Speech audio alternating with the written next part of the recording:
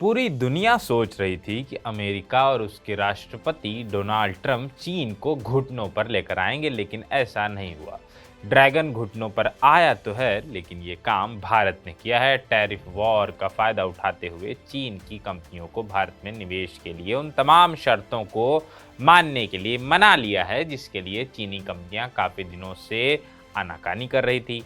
मामले की जानकारी रखने वाले लोगों ने बताया कि शंघाई हाईली ग्रुप और हायर उन चीनी कंपनियों में आ गई हैं जो भारत में एक्सपेंशन के लिए भारत सरकार के नियम और शर्तों को मानने के लिए तैयार हो गई हैं, जिसमें प्रमुख शर्त ज्वाइंट वेंचर्स में अल्पमत हिस्सेदारी बनाए रखना शामिल है, जिसके लिए चीनी कंपनियां पहले तैयार नहीं थी, लेकिन अमेरिका के बढ़ते टैरिफ के बीच उन्हें ऐसा करने के लिए राजी किया गया है। उन्होंने कहा कि अगर चीनी फर्मों को उन बाजार से बाहर कर दिया जाता है तो भारत में उनकी उपस्थिति महत्वपूर्ण होगी। 2020 में सीमा पर हिंसा भड़कने के बाद नई दिल्ली ने चीनी निवेश के प्रति उदासीन रवैया अख्तियार कर लिया था।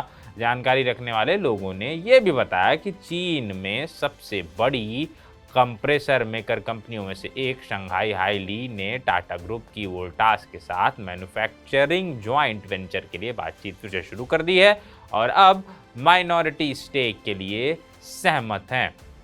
एक अन्य बड़ी कंपनी हायर, जो सेल्स के मामले में भारतीय इलेक्ट्रॉनिक्स मार्केट में तीसरे स्थान पर है, उसने अपने लोकल ऑपरेशन में मेजॉरिटी स्टेक बेचने पर सहमति जताई है। मीडिया रिपोर्ट में भगवती प्रोडक्ट्स, एक टेलीकॉम और इलेक्ट्रॉनिक्स कॉन्ट्रैक्ट मेकर के डायरेक्टर राजेश अग्रवाल ने कहा कि चीनी कंपनियों के रवैये में पूरी तरह से बदलाव आया है, जो अब भारतीय ज्वाइंट वेंचर में माइनॉरिटी स्टेक रखने या तकनीकी गठबंधन बनाने में बेहद सहज हैं। उन्होंने कहा कि चीनी कंपनियां अपना कारोबार खोना नहीं चाहती हैं, क्योंकि भारत एक बड़ा बाजार है और टैरिफ व्यवस्था के तहत निर्यात की गुंजाइश है।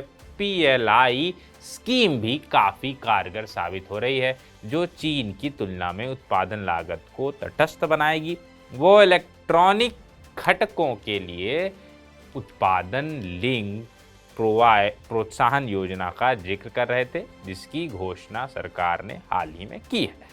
हायर पहले 26% तक की माइनॉरिटी हिस्सेदारी को एक स्ट्रेटेजिक पार्टनर को बेचने की योजना बना रही थी, क्योंकि वो भारत में पैसा लगाने और अपने कारोबार का विस्तार करने में सक्षम नहीं है, क्योंकि सरकार चीन से प्रत्यक्ष विदेशी निवेश यानी एफडीआई को प्रोत्साहित नहीं कर रही है। लेकिन पिछले अक्टूबर में शुरू हुई हिस्सेदारी बिक्री प्रक्रिया में देरी हुई। उद्योग के अधिकारियों ने बताया कि हायर अब 51 से 55% तक की हिस्सेदारी बेचने के लिए कई भारतीय कंपनियों और निजी इक्विटी फंडों के साथ बातचीत कर रही है। जानकारों की माने तो ट्रंप के टैरिफ के कारण अमेरिका में चीन के उत्पाद काफ़ी महंगे हो जाएंगे, इसलिए चीनी कंपनियां भारत में ग्रोथ को धीमा पड़ने नहीं देना चाहती हैं और वो सरकार की तमाम शर्तों को मानने के लिए राजी हो गई हैं। सरकार ने संकेत दिया है कि वो चीनी कंपनियों के साथ ज्वाइंट वेंचर्स को मंजूरी देगी यदि उनके पास माइनॉरिटी स्टेक हैं और बोर्ड प्रमुख रूप से भारतीय है और वेंचर वैल्यू एडिशन प्रदान करता है या स्थानीय प्रोडक्शन बढ़ाने के लिए आवश्यक नई तकनीक लाता है।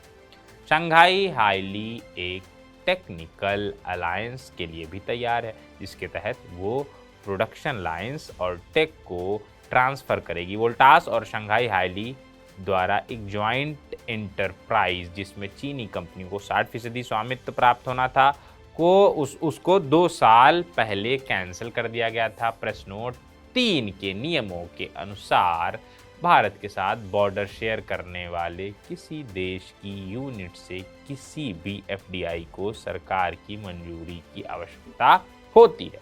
ये चीन को टारगेट करके किया गया था और बढ़ते तनाव के बीच आया था, माने जो तनाव हुआ था बॉर्डर पर जो हुआ था। शंघाई हाईली ने हाल ही में पीजी इलेक्ट्रोप्लास्ट के साथ एसी कंप्रेसर बनाने के लिए एक टेक्निकल अलायंस भी किया है, जिसके तहत वो टेक्नोलॉजी शेयर करेगा। समझौते में कोई इक्विटी क्लॉज नहीं है। पीजी 350 करोड़ यानी 350 करोड़ रुपए में पुणे के पास 5 मिलियन यूनिट प्रति वर्ष की क्षमता वाला प्लांट स्थापित कर रहा है। बाकी इस पे और जो अपडेट होगा वो हम आपको बताएंगे। अभी चलते हैं, शुक्रिया।